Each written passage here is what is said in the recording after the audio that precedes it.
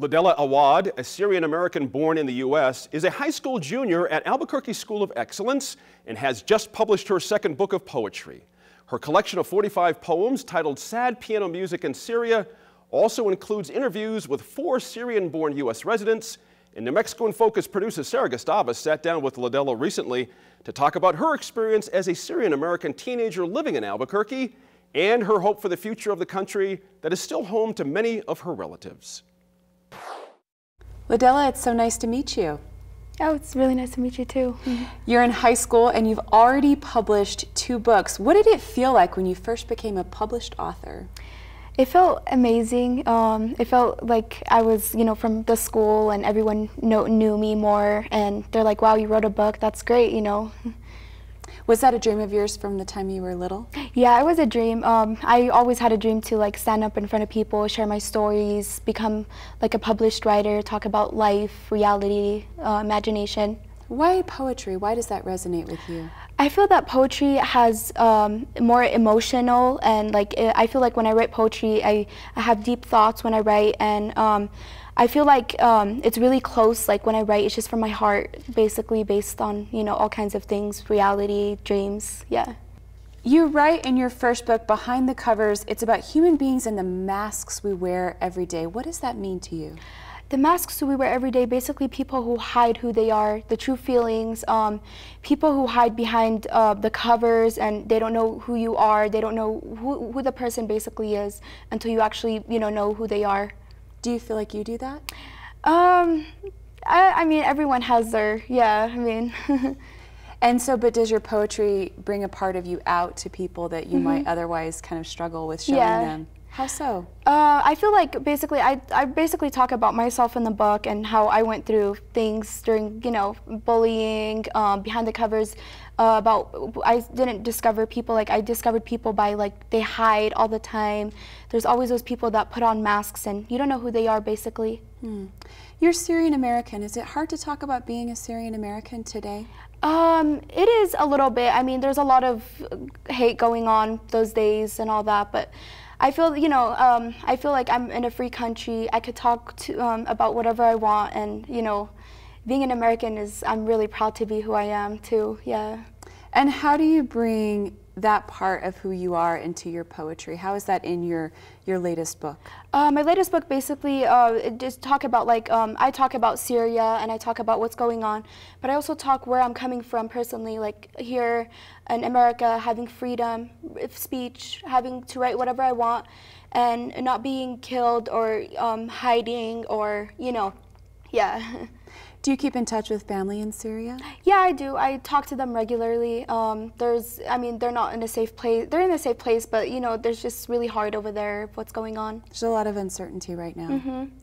And how has that influenced you, those conversations with your family in Syria?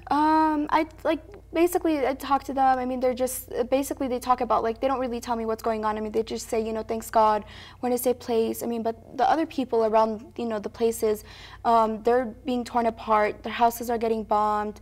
But I thank God they're in a safe place, yeah. Do you worry about young people in Syria today? Yeah, I do worry about young people like me that don't get education, that don't get futures, people that just don't have a life, basically, even the young children, basically about the young children my age and younger. And what are the different issues that you covered in your poetry in your second book about Syria? Basically about talking about that little kid, Ilan, the little kid that was a refugee with his family. Him and his brother were crossing the ocean, trying to run away from the war-torn country, but then they die, they end up drowning, and his dad is the only one who survives. So basically talking about the little children, the grown-ups, all kinds of people from Syria. In this book, you write from the first person. How did you get into that space to do that kind of writing? I got into it basically just got news, a lot of news. I watched a lot of news. My family would tell me stories, but I would see those, like everyone else, millions of people seeing the news. I would see the news and see those little children, people getting killed, innocent people basically. And then I got into it and I was like, wow, those innocent, I should feel for those innocent children and even the other parts of the world. Yeah. Was that difficult for you emotionally, though? Did it create some sadness in your life to really put yourself in that place? Yeah, it did create some emotion. It was when every time I would see those little children, the innocent people, humanity basically, I would feel really sad, you know, putting myself in the same position and seeing if I was in that position, how I would feel. And what do you hope that people would get out of reading your book and thinking about the current conflict in Syria? What do you hope they take away? I'm hoping for them to feel humanity, hoping for them to feel what is going on in the people of Syria. And, you know, maybe we sit on a dinner table and eat with family here in America, but other people in Syria and other places are being torn apart. No innocent people, and just basically people getting, you know, killed every day. Yeah. Yeah. Do you think we're talking about this enough in New Mexico right now?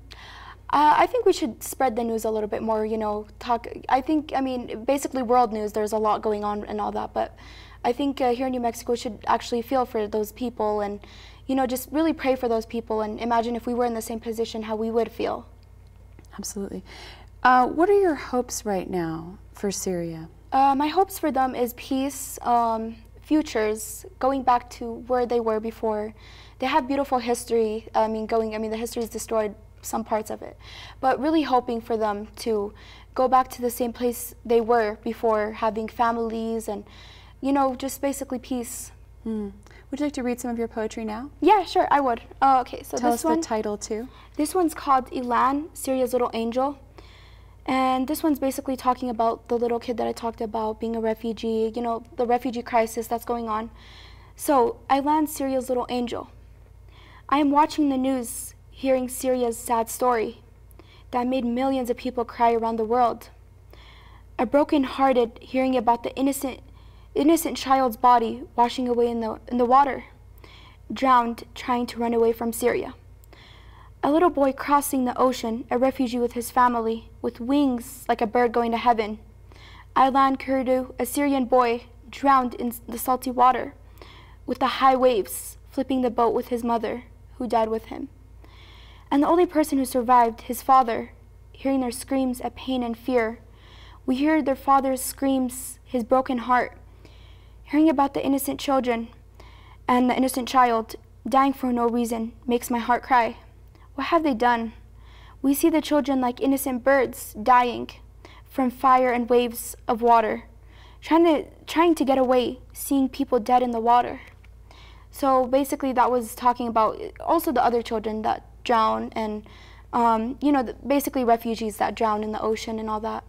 How do you talk to your classmates about this work that you're doing? You're writing about such an important and difficult topic. How do they react? They react. I really try to make them feel like, try to make them feel for humanity, trying to reach out for, help, and make them, we're here and we're studying class and we have everything, the opportunity here. And then I just try to tell them that, we should think about those people that are, that have no education. We go to school and every day, but maybe they don't go to school. They're maybe destroyed. They're sitting on floors to get their education and maybe not. Where do you hope to take your writing in the future?